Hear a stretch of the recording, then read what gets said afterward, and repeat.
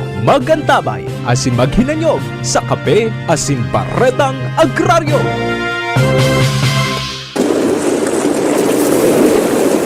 Padagos niya to na namamatean ang iba-ibang kalamidad sa palibot. Natural man o kagibuhanin tao. Padagos ang pag-init kan kinaban. Malala na sitwasyon kan polusyon sa paros. Maging sa katubigan. Basura na itinapok niya to sa kadagaan, sa ininapapaduman. Panahon na, tapuso na ang pagbabarasulan, asin pagtutururuan. Kaya ta daw hampango na nagyat na inikan kapalibutan? Kaya! Kaya ta! Kayang-kaya! Make it a better place for you and for me and the entire human race. Kaya, sarong advocacy program sa DZGB na maghahatod din impormasyon para maibalik ang kagayonan kan kapalibutan asin maprotehiran ang lugar na sa tuyang pig-eerokan. Kaya ta daw manindugan na padabaon ang kasalugan, dagat, estero, asin kadagaan. Kaya! Kayang-kaya! Ang mga duming ating ikinalat sa hangin, sa langit, huwag na nating paabutin. Protehiran ang pamilya, asin komunidad sa paagilin sabay-sabay na paglaban kontra basura. Sa mga eskwelahan, pribado asin panggobyernong opisina, iba-ibang organisasyon, barangay, munisipyo, syudad o maging sa probinsya. Marina, magsarabayan kita at amanon ang kinabanta. Kaya! Kayang-kaya! Tamang pagmanihar kan basura, punan niyato nin seryoso sa pamilya. Mag-segregate kita ning basura, asin gibuho na parte ini kan buhay ta. Kaya! Kayang-kaya! I see trees of green, red roses too. I see them bloom for me and you, and I think to myself, what a wonderful world. Kaya, ang programang ini, madadangog alas 2 ning hapon, kada Sabado. Hatod sa Indo, kan iba-ibang partner agencies asin kan DZGB. Ano? Kaya ta? Kaya! I see skies of blue and clouds of white. The bright blessed day, the dark sacred night. And I think to myself, what a wonderful world. Mga tugang maray na hapon sa Indoga Boss, welcome po sa programang Kaya, digdi po sa DCGB. Sabado na naman, sarong oras pong presentasyon kan sa tuyang programa para ihiras ang mga plano, kan iba-ibang mga ahensya kan gobyerno para po sa pagpapakaray kan sa tuyang kapalibutan. And this time, i-feature po niya to ang sarong programa pasisiring sa tuyang pangaturugan na sa 2030, ang buong albay is 100% po na nasa iraram kang renewable energy. Yan. Kung matandaan po nindo, may pinirmahan ng muwakan kato kang panahon ni Governor Rex Lagman. And sa ngunyan po, may mga grupo na meron na pong mga grupo na nagpupush, no? Para para makuha natin ang target na, sabi nga, Ambition 2030. Pero mukhang kinupya sa iba. Pero po, wala namang masama mag-ambition tayo. Sa 2030 ang albay, tabi 100% renewable energy. Kaya po, mga kaibigan, ngayong araw, kasama natin ang mga persona na nagpupush, nagpupush para may pagpatuloy po ito dito po sa ating lalawigan. And kung matatandaan po ninyo, nung mga unang even last year, itong grupo ng Philippine Movement for Climate Justice, nag-guest po natin dito para i-discuss ang about that program, and because of that nagkaroon po ng mga series of activities na kaya lang ang dapat dapat pong makuha natin dapat yung suporta talaga na ang albay, lalo na po yung mga bagong nakaupo sa ngayon. So ang topic natin ay base doon sa unang napag-usap kasi last week yun, last week yun, parang Larry, last week, nagkaroon po ng skill, share, training, and planning, no, para dyan sa programang yan. Kaya ang mga albayano, gusto nang i-push to fast track the Albay 100% renewable energy ambition to prevent worsening climate impacts in the province of Albay. Kaya ngayong pong araw, i-share namin sa inyo yung mga napag-usapan. Ano kaya ang ating direksyon, no? Kaya nandito ngayon ang tatlo lang ito, sa madaming mga nagpo-push ng programa at saka tatlo sa mga conveners po may kinalaman sa 100% renewable energy sa 2030 ng Albay. Unang-una po si Sir Larry Pascua, Senior Energy Program Officer, Philippine Movement for Climate Justice. Good afternoon po si Larry. Welcome ulit sa DCGB. Magandang hapon sa lahat ng mga tagapakinig ng Yan. DCGB. Good to see you po si Larry. Mukhang wala yata si Kwan, yung partner mo. Nasa Negros po ngayon. Okay na. Okay. Ngayon po kasama natin ang Mayon Integrated Delivery and Alternative Services. MIDAS, no? Mayon Integrated Development and Alternative Service. MIDAS, si Ma'am Cristita Triumpante. Ma'am Tet, maray na hapon tabi sa imo. Okay, Diyos maray na hapon po sa gabos na nagdadangog na mga tagapakinig at nag-idolize sa imo. Wow, grabe dito naman. sa programa para po sa advocacy natin sa pangangalaga sa kalikasan. Yes, opo. And of course, mga tugang, ang Presidente Pukan Aleco, Member Consumer Owners Alliance, Engineer Ray Rosin. Good afternoon po, Engineer. Yes, VP, good afternoon. Maray na hapon po sa Indoga Boss, asin sa dakol-dakol na taga-pakinig kang DCGB. Yeah, okay. Salamat na maray po sa inyo. Sige, isip po pwede mo nang mag-share kung ano yung, siguro mag-backtrack tayo ng kaunti para ma-refresh yung listeners natin.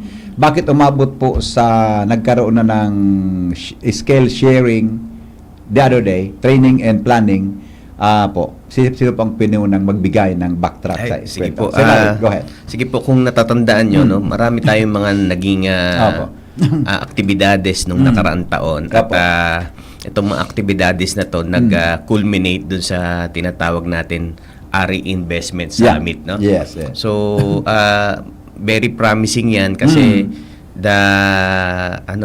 mga investor and embassies are fully supported yung ambition na yan. No?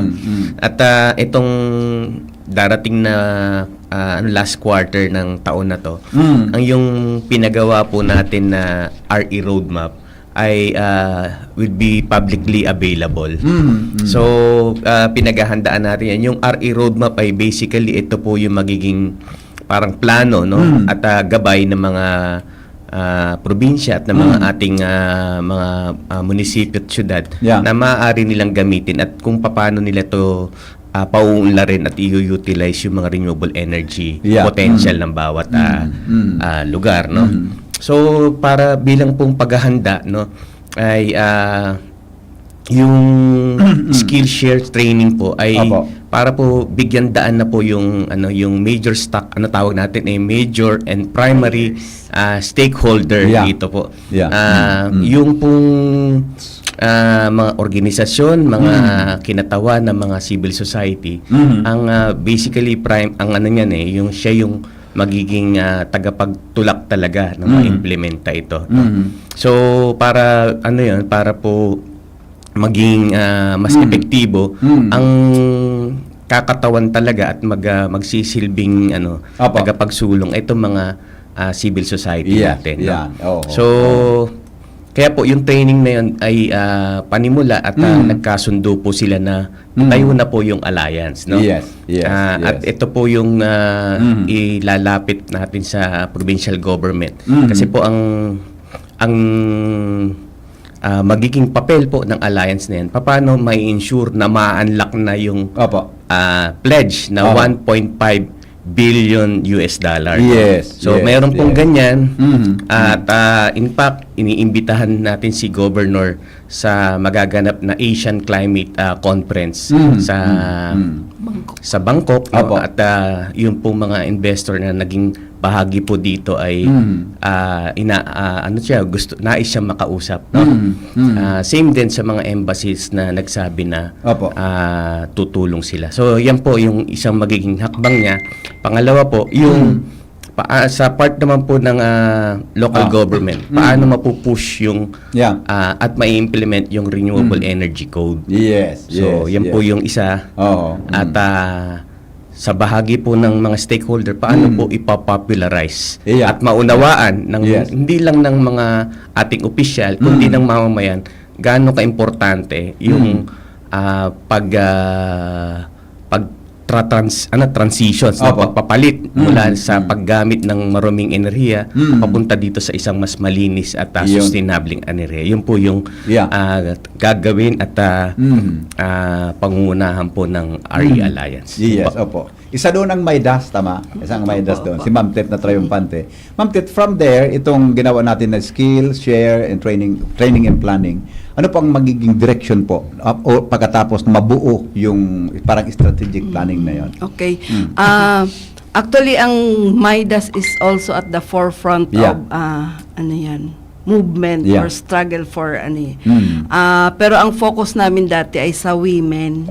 Tapos yung health So basically yung women and health na yan ay nakapaloob pa rin sa isang komprehensibong pag-analyze natin ng kausakan or magiging epekto nitong climate crisis na meron tayo. So ang Maidas naman sa parte namin siya yung nagli-lead or nagsi-spearhead ng pagtayo nitong alliance na to dahil siyempre yung experience din namin sa organizing, correct. And putting or articulating issues po ng mga basic sectors, especially the farmers, the mga fisher folks and the women and the men also so yung Maidas ay magiging siya, parang siya yung magko-consolidate or part ng aming task dito ay mabigyan din siguro ng support yung yung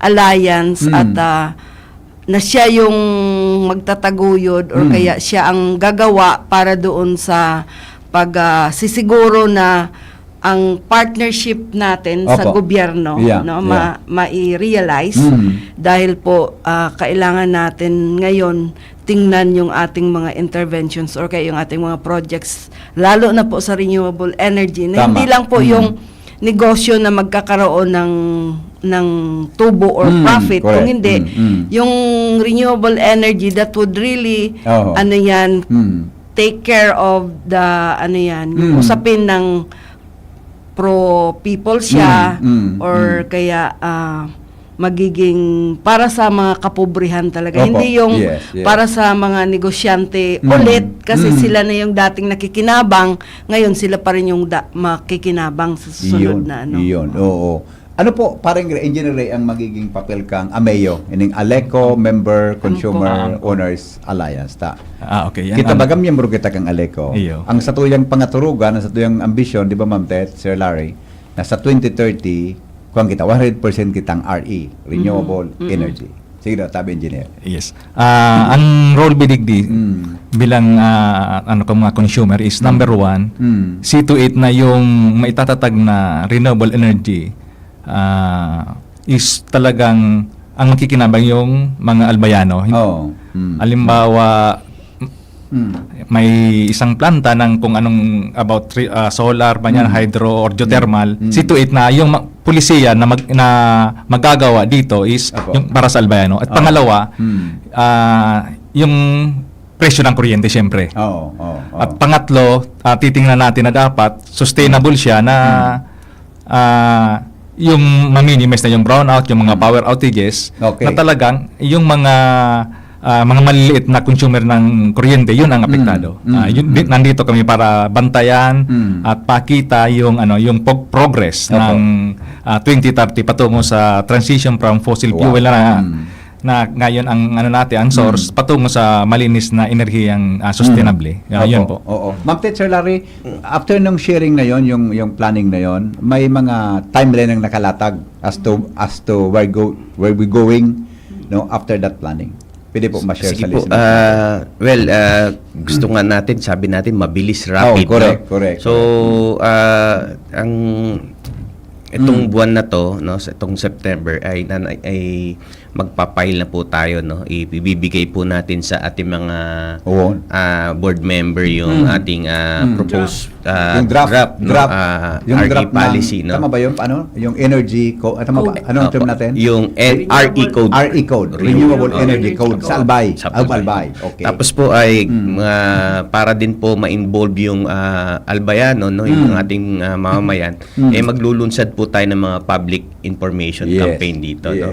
Ano ba laman ng RE code? Yung kanina nababanggit po ni Engineer Ray, dapat may magmumura, no? Kasi basic po 'yun, no? Ano ba yung bako naman mas mahal, di sakit lang sa ulo, no? Pero higit po sa lahat, no, one, gusto po natin yung ating Aleco ay magkaroon po ng embedded. Ibig po sabihin, may sarili siyang power generations na para po hindi po siya dependent doon sa mga power supply niya. At dahil yung embedded, ibig po sabihin, embedded na renewable, patatakbuhin niya ng ating electric cooperative. At dahil siya mismo mag-ooperate at magdi-distribute, definitely magmumura yon, no? Ayun. So, yun po yung ano niyan, yung capacity. Parang na-excite ako ha. So, pag nangyari yon, ang supplier, yung Aleco pa rin. Opo. Pwedeng ganun po mangyari. Pwedeng ganun mangyari. So yung ang Aleco, yung magsusupply distributor ng kuryente papunta sa ating dito sa yung anin ko lang po, yung embedded po ito ay policy ng Department of Energy na ang mga electric cooperative ay minamandato na tayo, no, at magpatakbo ng kanilang mga sariling renewable energy system, no? At yan po yung isa sa nakikita natin magbibigay ng kumbaga ng agad-agad na resulta.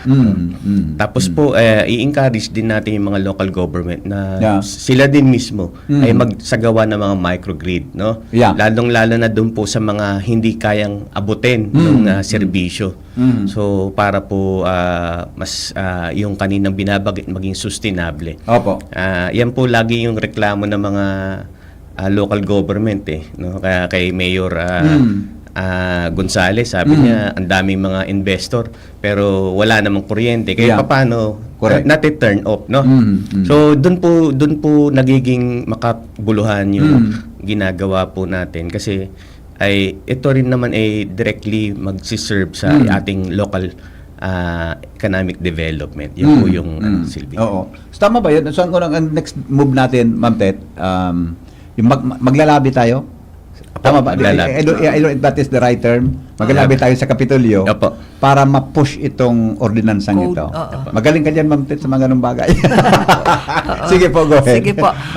Actually, yun yung ating talaga, no? Yung objective natin. Dapat gawin. Activity dapat natin. gawin talaga natin. Kasi sayang lang itong mga efforts natin kung hindi natin mai-institutionalize, no? In a form of policy na ito yung pwede nating panghawakan. Kasi kung meron na yan, no matter sino man yung uupo dyan, basta na yan na tayong batas, andyan yan. Hindi pwedeng nung siya umupo, priority niya. Pero nung nag-iba na ang liderato, wala na. Hindi na siya pinapansin as an yan. So, ibig sabihin, we need to have a local ordinance natin. By batas tayo dito. Kahit na sinang gobernador dyan, tuloy-tuloy po yan. May initial mga talks na hubo tayo sa ating mga public officials ngayon? Opo, ano naman po, lahat naman po sila supportive. Para pag kinausap, parang lahat sila gusto, di ba? Lahat po sila parang pero yun nga po, dahil nga po lahat po sila ay politician. So, parang gusto nila pagkausap mo sila, wala ka ng ibang kausap. Pero hindi mangyayari yung policy na isang lang, no? Kaya po, ang gusto po natin ay lahat po ay magtulong-tulong at nang sa ganun ay maging totoong batas na po ito. No? So magandang abutan yan. So ibig sabihin, pag nagkaroon po niya, di tayo pwedeng maggumawa ng mga renewable energy project pag walang ordinansa? Ay, meron po, no? Pwede rin. Pero mas maganda ito kasi sabi nga ni Ma'am Tet, ma-institutionalize. Kahit na sino ang nakaupo dyan, tuloy-tuloy yan. Banggitin ko lang, Sir Henry, Yes, no? po. Yung isang RA code sa Iloilo, no? Opo. Na ipinasa po doon no, ng around 2023. Yun Opo. po, yung kanila po ay may mga incentive. Same time po, may direct appropriations.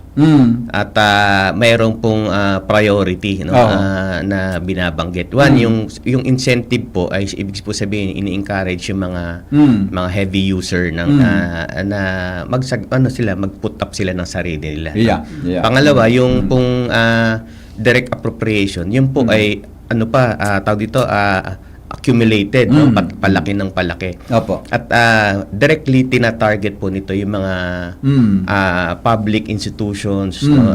Mga building ng mga eskwelahan, ospital. So, ibig po sabihin, mayroong clear directions. No?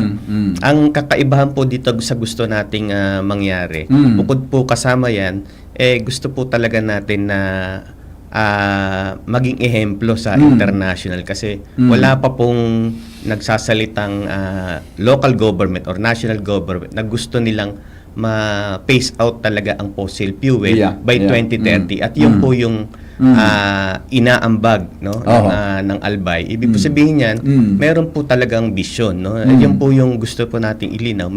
Mayroong malinaw na direksyon at yung direksyon po yun po ang kinikilala po ngayon na ang Albay dati ay resiliency, ngayon nagbibigay na po ng konkretong solusyon paano lulutasin itong krisis sa klima.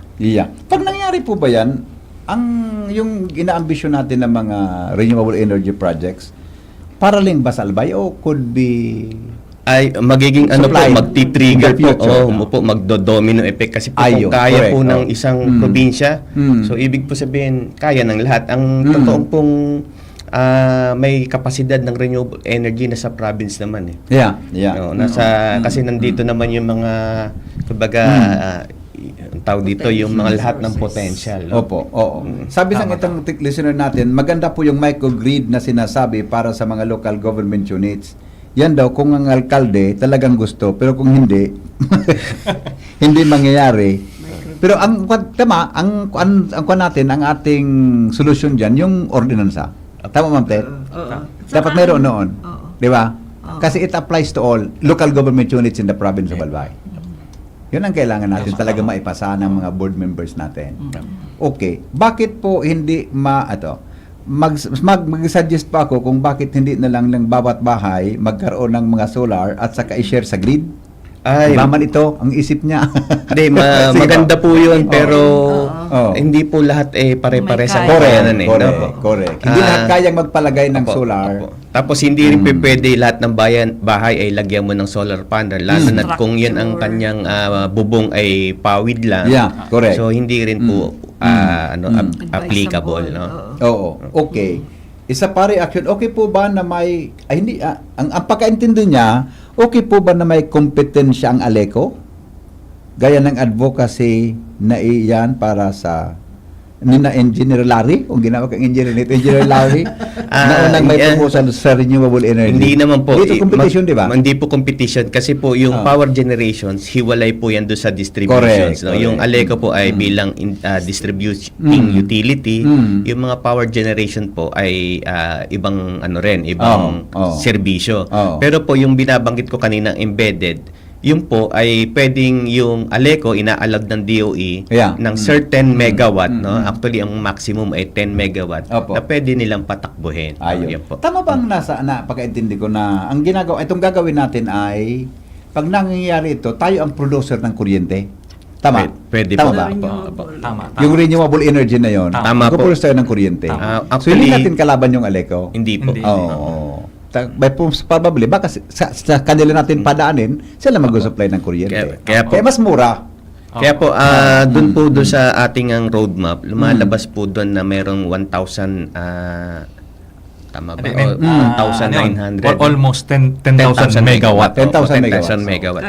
So 10,000 megawatt i-mandate lang po ng local government o ng probinsya na mag-supply ng tagti 10%. Opo. Ang bawat matatayo ay masusuplayan na po tayo ng ng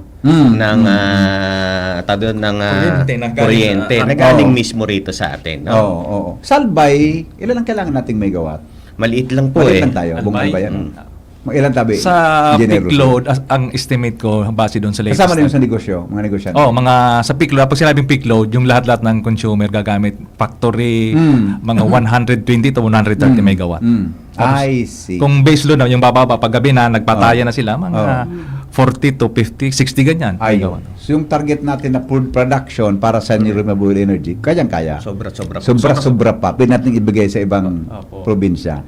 Yan, sir, yung ano lang yun solar tsaka wind. Wala pa dyan yung hydro. Wala pa yung geothermal. Wala pa dyan yung geothermal.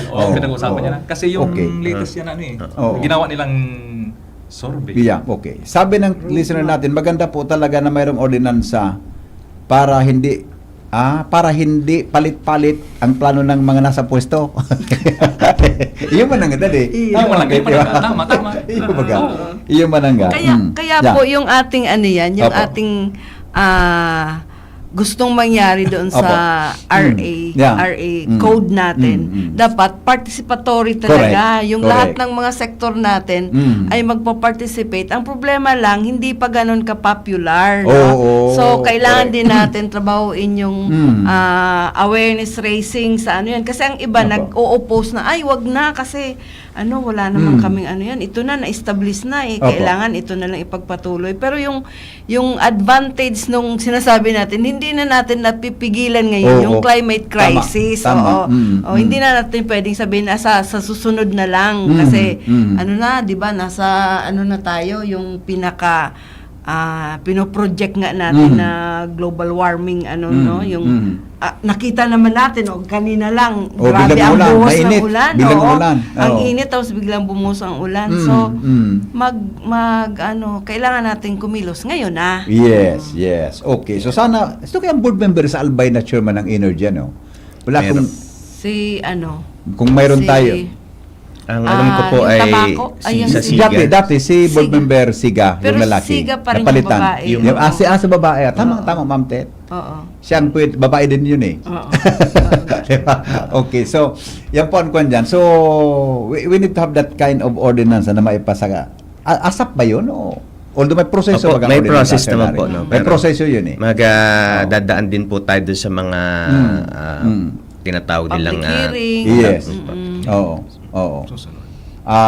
May series of public hearing yan and then first, second, and third reading. Okay. Ito pong manifestong to na ang titulo ay Albay Renewable Energy Alliance Pledge for a Just and Equitable Future for the People and Planet. Pwede bang i-share natin ito sa listeners natin, Tabi? Sige po, sino pong pwede mag-share nito? Si Ma'am Tet, Tabi. Ikaw na, Tabi, Ma'am Tet. Babasahin ko ba to? Ikaw mo na lang. Isamada mo po. Tanganing maintindihan. Ang mga signatories po, digdi, ang alliance. Ikaw, Ma'am Tet, although hindi pa namin draft lang ito yata. Draft. Pero more or less, ano pong pinaka-gist ng itong statement na to? Ito nga yung parang ito din yung pledge ng alyansa na talagang magtatrabaho para dito sa sinasabi nating rapid, just, and equitable renewable energy or yung transition natin.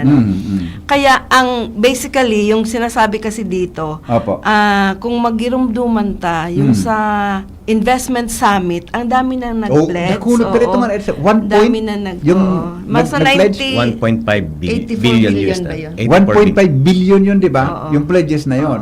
In dollars, tapos 84 billion in pesos. Yes.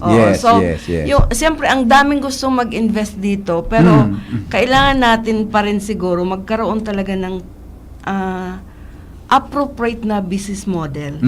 Correct. Kasi baka mamaya nagkandumahog na silang pumunta dito para mag-invest, tapos in the end pala nasira na yung ating mga sakahan, nasira yung ating kabundukan dahil siyempre pag 'di ba kanina may yung mga itatayo na mga sources ng sa wind or kaya sa mga solar farm yung mga ganun. So ano yung epekto nito para sa mga magsasaka, para sa gabos na inhabitants na nandoon. Opo. So it's either ang gusto po nating mangyari dito mula po sa mula po doon sa scientifically, ano po yung sitwasyon ngayon ng ating planeta, no? Tapos ano po yung magiging papel natin. And then kung gusto nating magkaroon ng renewable energy, kailangan natin pag-isipan or pagplanuhan ng maigi para at least hindi yung iilan lang po ang makikinabang, kundi yung para sa karahayan talaga ng gabos na Tama pa Sir Larry yung recollection ko yung unang discussion natin na kahit may ganito renewable energy project, ay mahalaga na tinitingnan yung wala sang distraction, wala sang impact na masama sa ating kapaligiran, sa ating area.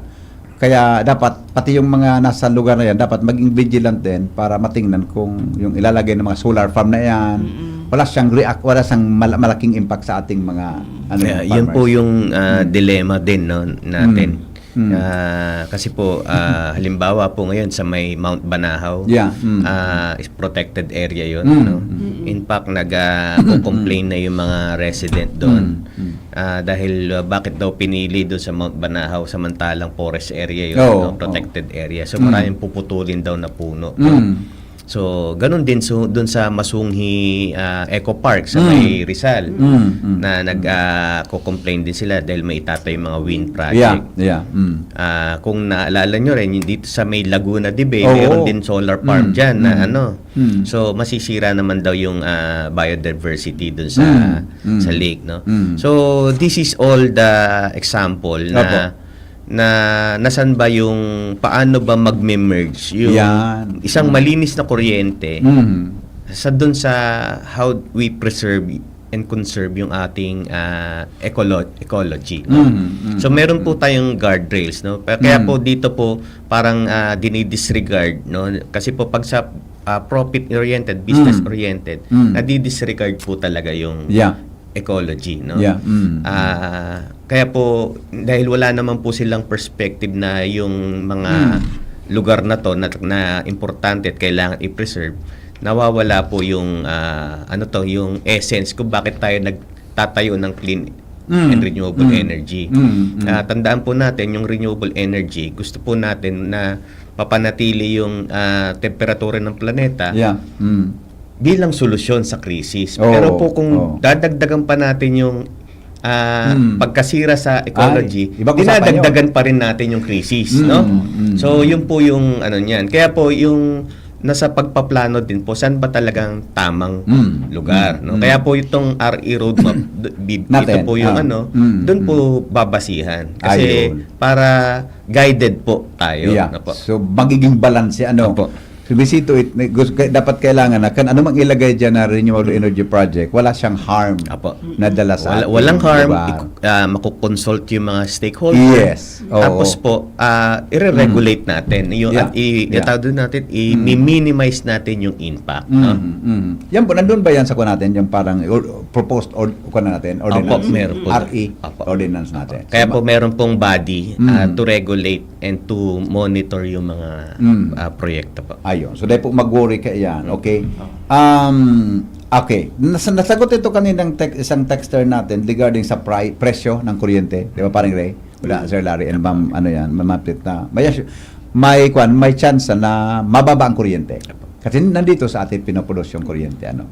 Okay, hindi lang po may chance po, pero talagang solar talaga po. Mangyayari. Ang pagka-coal po, ang pinagbabatayan natin nasa 7 to 9 pesos po ang presyo, no?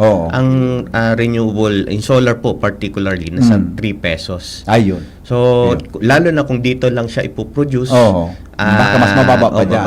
Yun po, yung Mag-araga ng aircon taka ni Engineer Ray. Hindi man to may eliminate sa transmission charge, mawawara na. Maraming charges ang masisimplify. Let's talk about that. Yung man ang tama ang point mo. Pag yaon sa to ang renewable energy sa Albay, sali ko baga ma'am Tit, ang daming charges transmission charge, kung ano-ano may bat pa nga, kung ano mga charges yun.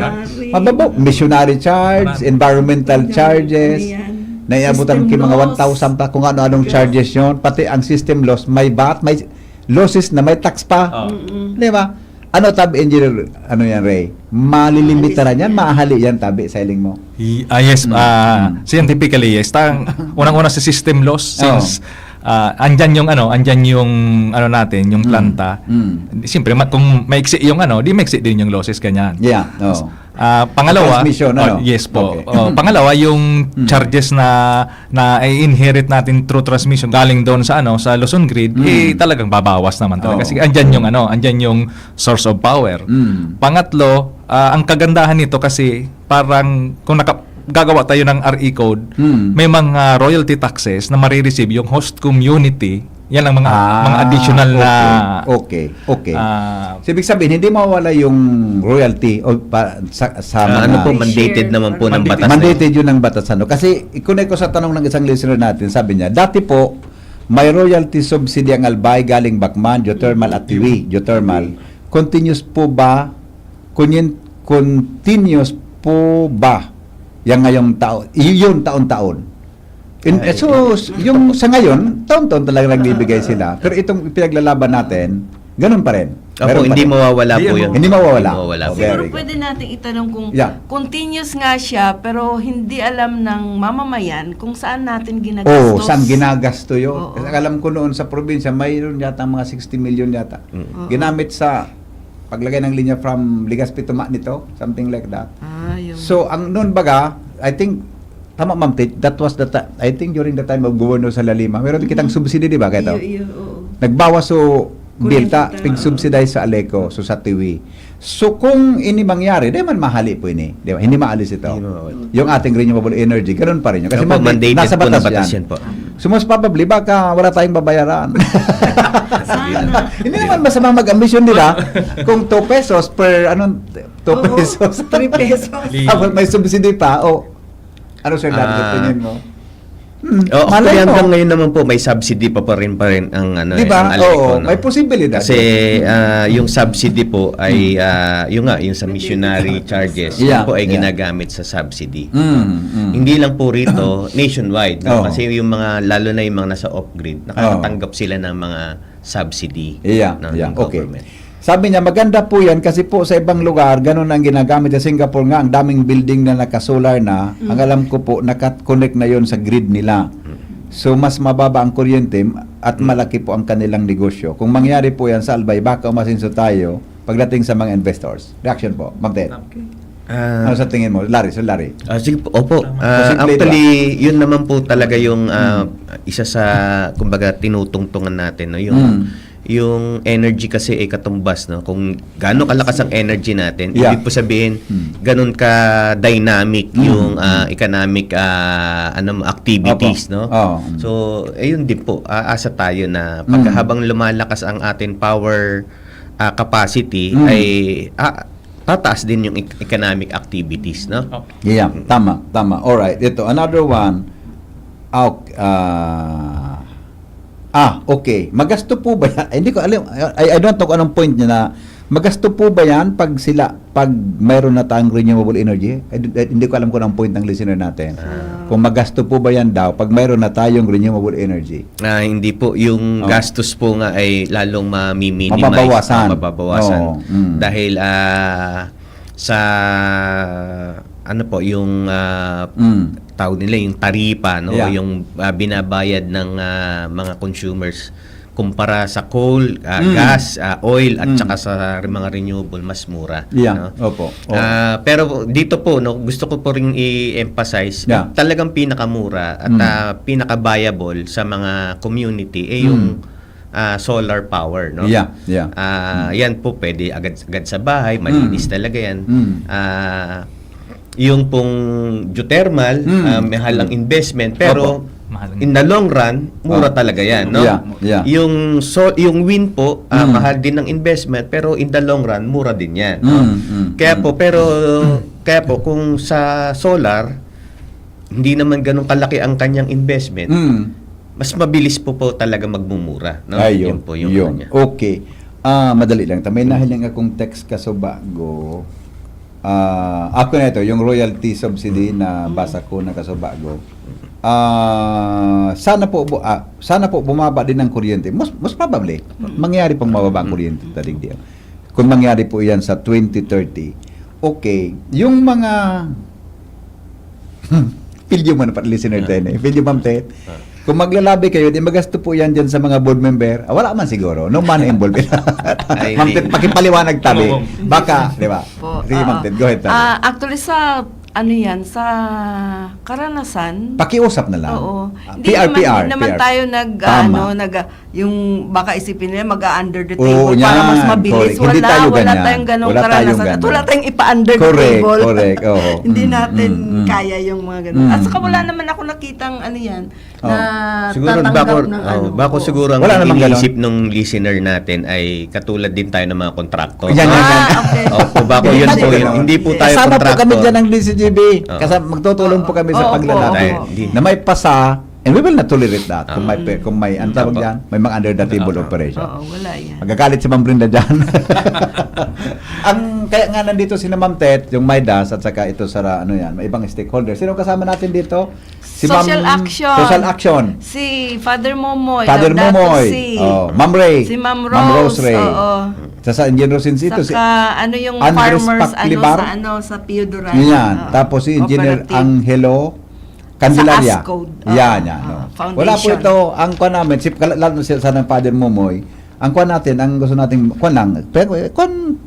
ang tawag yan, mga constant ng pakiusap. Ito dapat makumbinsi sila itong gagawin natin. At saka ito po ay para sa public Yeah, correct. good, no? Hindi po Correct. ito para Correct, sa correct. personal interest po natin. Opo, oo. Okay. Sabi niya, tama si Ma'am Tit, hindi alam ng mga albayano kung saan napunta ang royalty subsidy. Pag nangyari po itong RA natin, malalaman natin, Oo. tama Ma'am Tit? Mag-accounting tayo. Mag-accounting tayo kung saan napupunta ang subsidy na yan. Okay? Okay. Yung mga listeners po ngunyan, paano po sila makakatabang? Paano sila makakatulong na suportahan itong laban natin? Sabi ko natin kasi kasama kami dyan. Laban ito ng DCGB. Opo. Paano po sila, Ma'am Tet, makakatabang para suportahan din na Albay Renewable Energy Alliance Pledge for Just and Equitable Future for the People and Planet? Go ahead po. Sige. Actually, itong mga nakalista natin ngayon, Yeah. yung kakaunti pa lang po ito. Opo. Pero meron talaga tayong plano na mag-expand, Okay. no? Sa pinakamaraming sektor sa buong Albay na magiging member po ng alyansa para at least marami po tayo ang Tama. magtatrabaho dito. Yes, So, yes. kaakibat niyan yung ating mga orientation, mga seminars para mas maintindihan Tama. ano yung magiging tatakbuhin nito Yes, at ano talaga yes, ang magiging resulta. Itong mga radio guesting na ito, sa lahat ng radio station, papasukin namin yan. Para maka social media, para ma-disseminate natin kung anong direction natin dito sa RA, itong Sige, RA. magdagdag lang po ako. Nagpabalak tayo ng isang malaking Yeah. conveners Yung, activity, no? Yung pag naka-expand na tayo, hindi lang yung Yes. kakaunti ngayon. Oo. Pero meron po tayong balak na ilunsad natin formally yung Apa.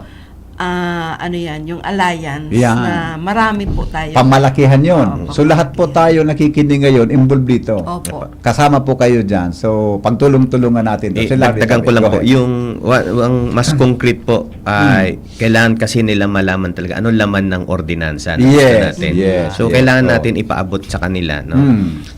Ikalawa, Mm. ay yung direktang maitutulong po nila ay pwede pong i-text, Oo. i-chat at i-message yung mga ating Elected worship. official. Oo, na Kinatawa basa nyo na natin. po, no? Pagka Oo. kayo po'y kumbinsido at maganda to, Mm. i-diretsa po, i-text nyo sila, Oo. i-message nyo sila, Oo. at maging pong involved dito sa Very good. pagpapasa. Kasi, Yes. yan naman po ang power natin eh. Hindi po Mm. pagtapos lang election, tapos na yung power Oo. natin. Oo. Yung pong boses po natin, yan po yung ating pangunahing armas, no? para magkaroon talaga ng konkretong pagbabago dito sa bansa natin. Sabi nga ni Sir Larry kanina, ano yan, pagkausap ang politiko, lahat nakatango yan. Okay nga yan, di ba? Ang dapat ang challenge sa atin, kung paano gagalaw yon, paano yun magtrabaho, may push itong ating ambisyon. Engineer Rosin. Halos Great. nasabi naman lahat nila since for the planet, siguro in connection dito kasi nga maglilinis tayo ng from fossil fuel to renewable energy. Nasa ilalim kasi niya yung maski hindi direkta about energy, yung pag simplified lang ng ating mga gamit sa bahay, pag ng mga basura ganyan. Lahat-lahat ng mga tawag nito, pollute the same time. Malaking tulong na po 'yon para sa ganitong kausa. Kasi yun naman ang common denominator nito yung malinis natin yung kapaligiran. Ma'am Tet, may dagdag ka po? Go ahead. Actually, sabi ko nga kanina, habang iniisip ko yung ang Albay would serve as parang model. Oo, na ito yung mga efforts natin, mga initiatives natin, ay nire-recognize na nga sa international. The solution really is here, no? Para doon sa pag-address ng climate crisis. So, gawan na nating anong tawag dito? Appropriate at saka dapat madalian. Rapid na sabi.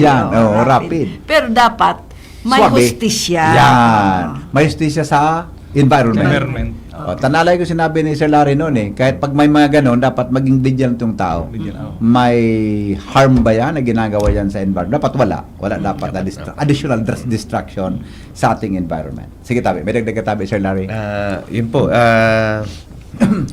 Siguro yung challenge talaga paano natin puput into reality yung RE code, no? So meron po tayo ngayon. Kaya we appeal sa ating mga legislator dito po sa probinsya na pag-usapan na kami po ay lalapit po sa inyo at ibibigay po rin yung uling kopya para po matalakay at mapag-aralan na. Ikalawa po ay yung investment opportunity na na-create po natin nandyan na po So better na na rin tayo, pag-aralan na rin natin paano ba i-utilize itong investment opportunity. At and to ensure na yung mga RE project na ngayon nag-apply na sa Department of Energy. In fact, meron ng dito sa Ligaw, dito sa Piodoran, sa Tabaco ay paano yan magsiserve at mag-fuel ng ating economic development. So may dapat din po align dun sa ating development plan yung mga ganitong mga project na binabanggit. Ma'am Tet. Actually, yung parang napakalaki ng challenge. Kasi we are the only province na nagde-declare na 2030, 100% renewable energy. May declaration kaya pagtulong-tulungan na po natin ito. 2025 na ngunya. 5 years na lang. 5 years to go na lang. May pasatalang ordinance maganda na yan. Pwede na tayo magsimula.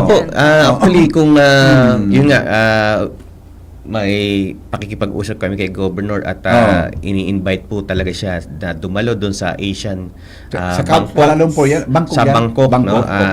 To be one of the speaker and to encourage yung mga ating investor na to jumpstart na at to ensure na yung pathways for renewable energy, no? Ayun. Okay. May dagdag ka po, Engineer Ray? Okay na. Magbabalik po ang programa. Sandali lang at mag-commercial break muna kami. Magkalipas lang mga patalastas. An oras hatod sa Indokang Plemex. Pag may ubo o hika, Plemex agad. Basta lagundi, Plemex. Liver Aid Silimarine Capsule. Ang good drinks at good food, perfect combo. Isama pa ang Liver Aid. It's liver lover, boys! Plemex for kids. Mommies, agapan agad ang ubo at plemang nakabara. Pambatang lagundi. Plemex! Optin Lutein Capsule. Alagaan ang paningin sa tulong ng Optin. Kitang-kita ang kalusugan ng mata. Artisan Joint Supplement. Bumabagal ang galaw dahil sa joint pain at arthritis. Mag-Artisan. Yolo Pascual po. Sa ubo at hika, may Plemex Forte Syrup and bottles. Pero para sa ginhawang kailangan agad, may Plemex Forte Capsule and Blister Pack. Madaling bitbitin, kayang ibulsa. Gawa sa natural na lagundi na tumutunaw at nagpapalabas ng plema. Convenient na, ginhawa pa. Plemex Forte Lagundi in Capsule. Basta lagundi, Plemex. Easy! Vitex Segundo L is the generic name of Plemex Forte. If symptoms persist, consult your doctor.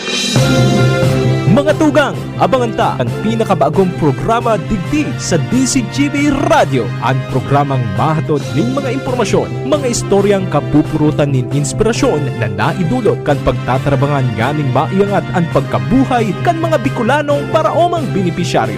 Mag-iribahan kita, alas 10:30 hasta alas 11 nin pagkaaga. Magantabay, asin maghinanyog sa kape asin paretang agraryo.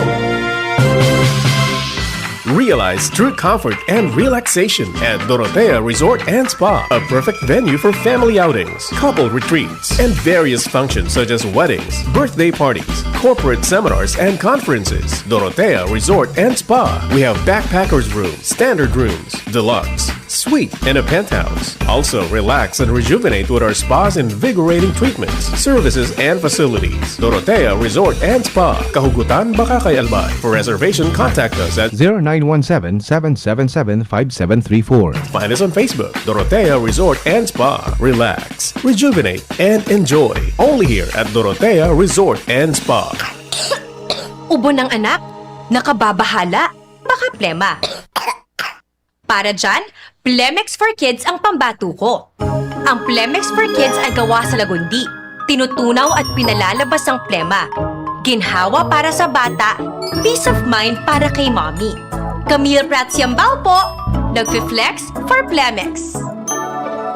Pambatang lagundi, Plemex! Vitex Segundo L is the generic name of Plemex for Kids. If symptoms persist, consult your doctor. Mommies, agapan agad ang ubo at plemang nakabara. Pambatang lagundi, Plemex! Sa mahigit 15 taong paglilingkod na natiling tapat sa sinumpaang tungkulin sa mga kababayan. Mula educational assistance, Mula high school hanggang college, tinulungan ako makatapos ng Ako Bicol. tulong medikal, Dakulang tabang po talaga sa muan Ako Bicol. karagdagang hanap buhay, Salamat Ako Bicol sa dagdag puhunan. libreng patubig at ilaw sa mga kanayunan. Salamat po sa Ako Bicol. Kaagapay mula noon hanggang ngayon. Salamat, Ako Bicol! Sa ngalan po ni Congressman Zaldico, outgoing Congressman, Attorney Jill Bungalon, and incoming Congressman, Attorney Alfredo Pino Garbin Jr., ang aming pong taus-pusong pasasalamat sa inyong patuloy na pagsuporta sa Ako Bicol Party List. Maraming salamat po, Ako Bicol Party List. Katabang na, kasunod pa.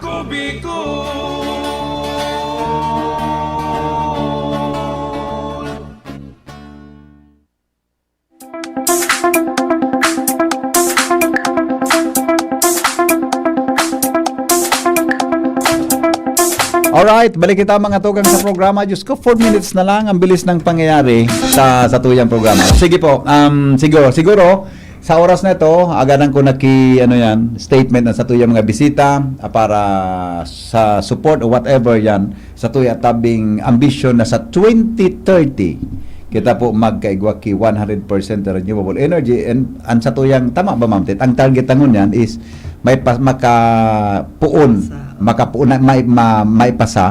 ang renewable energy code sa probinsya Canal Bay. Isa pong pwedeng mauna.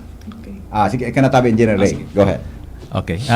Unang-una bilang isang taxpayer, pangalawa bilang isang membro at nagkumukonsumo ng kuryente, suportado po namin yung itong proyekto na by 2030 na maging renewable energy tayo at para naman ito sa ating kapakanan at sa darating pangsaling lahi na maganda yung pinagkukunan ng kuryente at the same time tayo mismo mga consumer ang hahawak nito. Huwag natin pahawakan sa mga yung may mga kapitalistang humahawak na dahil may iba yung tono ng kalakaran pagdating sa kuryente. Kung tayo ang mismo ang maghahawak, tayo ang magpapatakbo at pangalawa, magtulong tayong mag-convince o mag-ano sa ating mga tawag nito, yung mga namumuno sa atin na bigyan pansin itong binubuong RE code at naipasa sa lalong madaling panahon para masimulan na to. Okay, thank you. Okay. Thank you, Engineer Ray, Rosine, Engineer Ray.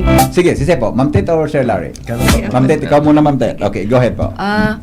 Ano yan, yung ang basic natin kailangan ngayon talaga, yung maitaas natin yung kamulatan ng ating mga iba't ibang sektor para po sabay-sabay po tayo kumilos para dito sa gusto nating mangyari. Una-una, sabi ko nga kanina, dapat meron na tayong renewable energy code, no? Siyempre hindi naman yan agad-agad, pero yung buong proseso dapat sabay tayo para at least marami po ang 'di ba sabi natin numbers counts also. So although may binabanggit kami na parang priority areas as of this implementation, siguro natin ang yan, parang piloting stage, pero kung may mga munisipyo talaga na gustong-gusto na magsimula na rin sila. So kailangan na lang siguro natin bigyan ng ng mga assistance para doon sa pero yung una, ang gusto kong ipanawagan talaga, lahat tayo, sumali tayo dito sa alyansa para at least marami tayo ang gagawa. May boses tayo. Dito. May boses tayo para dito. Okay. Thank you, Tabi, Ma'am Tet, triumpante. Sir Larry. Una, salamat kasi merong talagang mga stakeholder. Very clear, merong pagnanais na maabot yung ambisyon na to, no? Pangalawa po, we need to empower yung sarili natin kasi yung kalagayan natin hindi ganun kaganda, no? And we need itong ganitong bagay, no? For us para transform din hindi lang yung renewable energy kundi yung ating paano yung pag-governance natin, no? Yung mindset natin, no? And finally po siguro meron po tayong isang kondisyon na yung planeta natin ay labis-labis na umiinit. At sinasabi ng mga scientifico na kung hindi ito maampatan, no, yung at malimitahan sa 1.5 degrees Celsius yung pag-init ay yung survival po natin, no, ay hindi kagandahan, no. May tawag nila ay may climate catastrophic na tayong nararanasan, which is nangyayari na ngayon. So better, no, ito yung challenge sa atin lahat na maging bahagi ng solusyon, no, at maging bahagi ng advocacy ito para sa tawag natin sa clean future para sa atin lahat, no. Thank you so much. Ma'am Tet, Cristita, pagunag Ma'am Cristina ka, Cristita ka pala. Saday. Triumpante. Alin ko na pong bidbidin ni si Ma'am Tet. Mayo Integrated Development and Alternative Services. MIDAS po yan. Tapos si Larry Pascua, Senior Energy Program Officer, Philippine Movement for Climate Justice, and Engineer Ray Rosine, neighbor ko po ini, Aleco Member Consumer Owners Alliance. Salamat po sa inyong tulong. Until next time. Salamat po sa lahat. Thank you so much. Mga tugang, salamat kan sa nung pagantabay. Ini pang lalaking hindi inuumaga. Si Henry M. Goodbye. Maray na hapon.